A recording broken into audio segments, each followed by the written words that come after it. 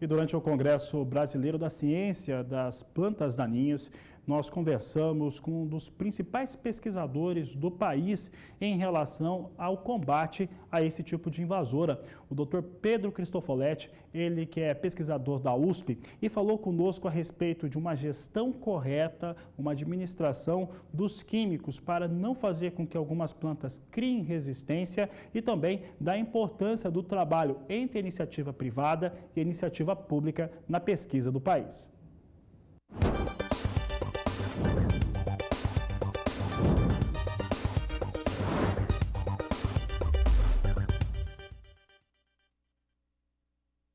Doutor Pedro, nós temos acompanhado já há algum tempo o produtor rural investindo, trabalhado no campo. Alguns desafios têm aparecido, principalmente com plantas daninhas que têm tido uma evolução, seja pelo próprio fator orgânico da planta ou também pela administração equivocada, às vezes, de alguns químicos no campo. O que pode se fazer hoje para lidar com essa situação? Bem, as plantas daninhas são seres em evolução. Então, toda a prática agrícola equivocada e principalmente a prática agrícola fundamentada em uma forma única de manejo faz com que as plantas daninhas evoluam no sentido de se tornarem resistentes a essa prática agrícola. E eu não estou dizendo apenas dos herbicidas, a qualquer prática agrícola que ela não seja integrada a várias formas de manejo, a várias maneiras de estabelecer um controle de plantas daninhas, faz com que a resistência ocorra. E hoje, na agricultura, o fato dos sistemas de produção estarem fundamentados principalmente nos herbicidas e em alguns sistemas que focalizam apenas um herbicida como forma de manejo, fez com que as plantas daninhas desenvolvessem resistência e fossem selecionadas, como é o caso da buva e do amargoso resistente ao glifosato. Nesse caso, por exemplo, o glifosato, ele veio perdendo a eficácia, principalmente no resultado final de controle dessas pragas. Hoje nós temos as duas, então, essas duas pragas que o senhor citou, essas duas invasoras que o senhor citou, e elas têm um tipo de folha diferente, o que faz com que a administração também dos produtos também seja distinta. Como que a pesquisa está tratando essa situação?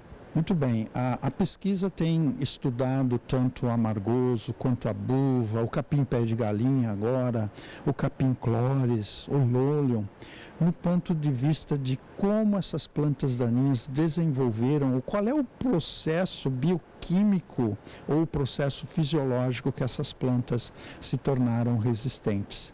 E há vários trabalhos na literatura que mostram que dentre os principais processos destaca-se que esses biotipos ou essas populações resistentes, elas têm dificuldade em absorver o produto, em translocar o produto e muitas vezes são plantas que apresentam uma superexpressão gênica.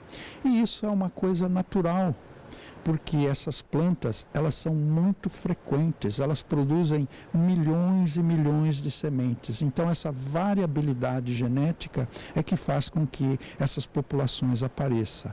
Agora, o produtor contribui para isso, o que eu quero dizer, o produtor não, o aplicador de herbicida que aplica o mesmo produto ano após ano, ele faz com que plantas que são de baixa frequência se tornem mais frequentes na área e aí o herbicida passa a não funcionar mais, exigindo que as práticas de manejo sejam mudadas. Para que ele possa evitar que isso aconteça, ele precisa preventivamente, antes mesmo que essas populações sejam selecionadas, diversificar, integrar o manejo. Integrar não só utilizando diferentes herbicidas, diferentes mecanismos de ação, mas também integrar com práticas culturais, como rotação de cultura, culturas de cobertura, práticas de manejo na cultura como espaçamentos mais adensados, variedades mais competitivas. Então, aquele produtor que integra todas essas práticas que nós chamamos de boas práticas agrícolas tem uma probabilidade tremendamente menor de ter essas plantas resistentes em sua propriedade.